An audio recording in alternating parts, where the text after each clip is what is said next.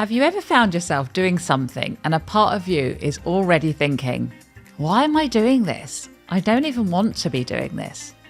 But you still carry on anyway?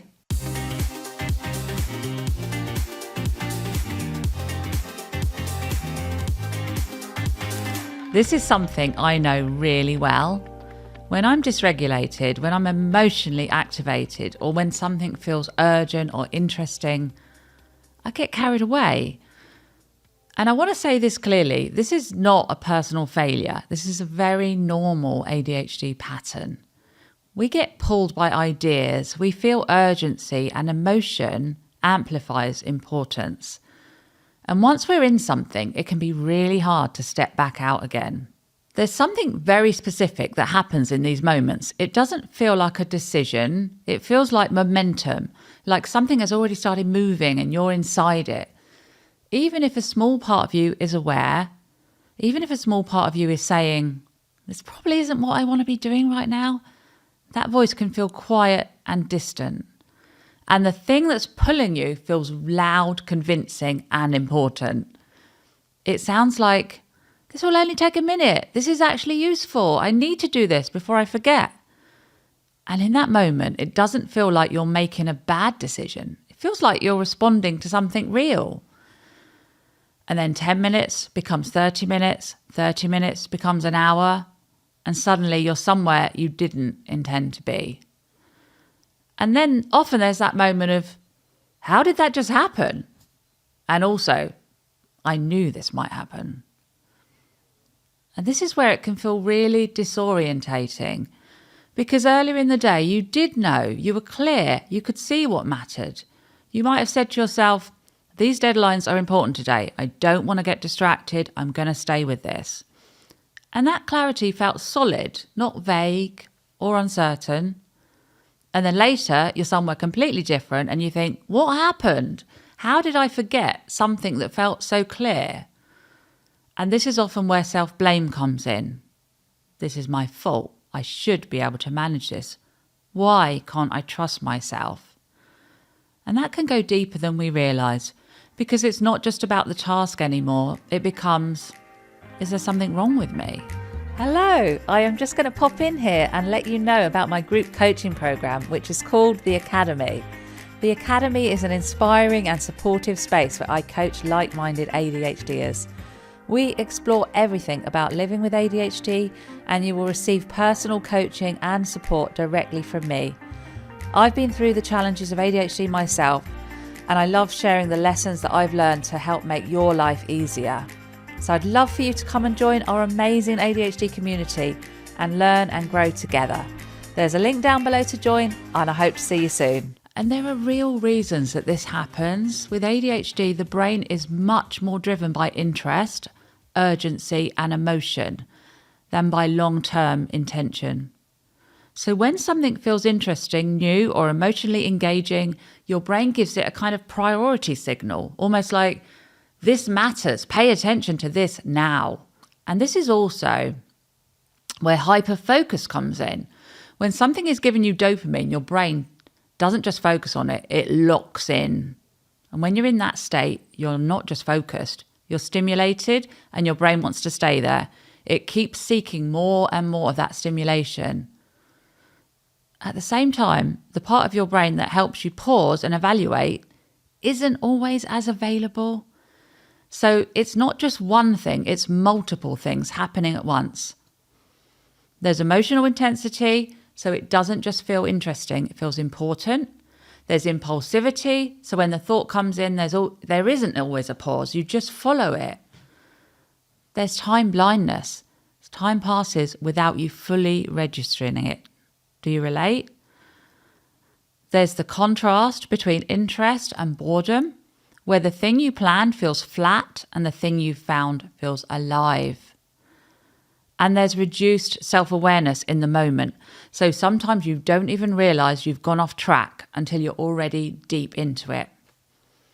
So when all of that lines up, it's not just a single pull, it's multiple forces, which is why willpower alone often doesn't work, because you're trying to override something that is already in motion. What if the issue isn't that you lack discipline, but that you're expecting clarity at the exact moment your brain has moved away from it? Because that's what's really happening. You're asking yourself to make a clear decision from a state that isn't clear. So instead of asking, why can't I stop myself in the moment? We can ask, what can I put in place while I'm clear that will support me when I'm not? And I saw this really clearly the other day. At the start of the day, I was clear. I knew exactly what I needed to do. There were deadlines, things that genuinely mattered. And I remember thinking, I don't want to get distracted today. I want to stay with this. That felt solid. And then later, I found myself somewhere completely different. I was deep into researching ADHD content for the podcast. And this is the interesting part. This is something I love. ADHD, psychology, philosophy, big ideas, connecting dots. That is the kind of thing my brain is drawn to. So it wasn't meaningless. It wasn't obvious distraction. It felt valuable. It felt relevant. And that's what makes this harder, because your brain is telling you, this matters, this is useful. And it is, just not in that moment. And that's where it becomes subtle, because it's not always obvious that you've gone off track. If it was something like scrolling on YouTube, it might be easier to spot. But when it's something meaningful, you can stay in it without questioning it. And I could feel myself going deeper and deeper into it, like a rabbit hole. And when you're in that state, it's not just focus, it's like tunnel vision. Everything else fades, your goals, your plan for the day, not because you don't care, but because they're not accessible in that moment. And I was fully in it. But earlier, when I was in a clear state, I had set something up. I had asked ChatGPT to check in with me, not to give me more ideas, not to extend the rabbit hole, but to pause me and say, do you think that's enough now? And it did. And it felt like someone reaching a hand down into the rabbit hole saying, come back. Remember what you wanted to do today. Remember what matters. And I had a moment where I could ignore that or take the hand. And I took the hand. And it brought me back to my priorities, back to what actually mattered that day. And the key thing is this, that support wasn't created in the moment, it was created earlier. And just to say, ChatGPT is just one example of this. This isn't about needing a specific tool. It's about creating something outside of the moment that can support you when you're inside it.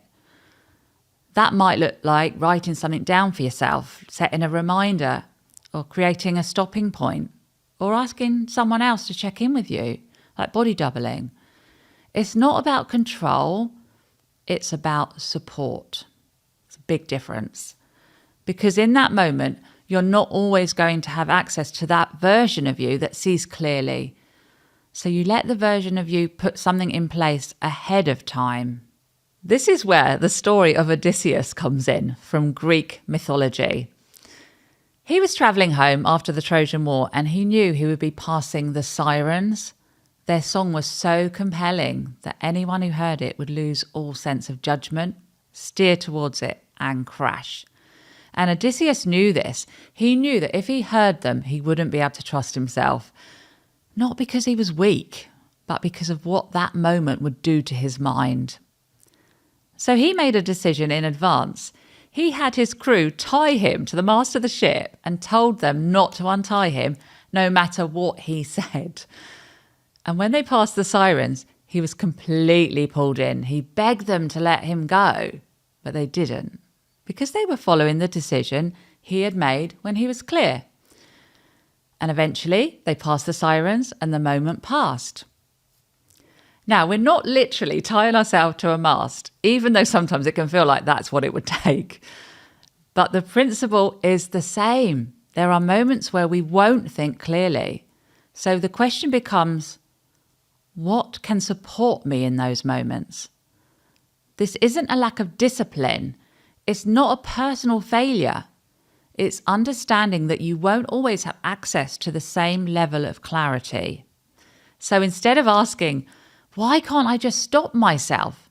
Try asking, What can I put in place while I'm clear that will support me when I'm not? Because you don't have to rely on willpower. You can borrow from a version of you that already knows. If this is resonating for you, this is exactly the kind of thing that I coach my clients with. So please get in touch. I would love to hear from you.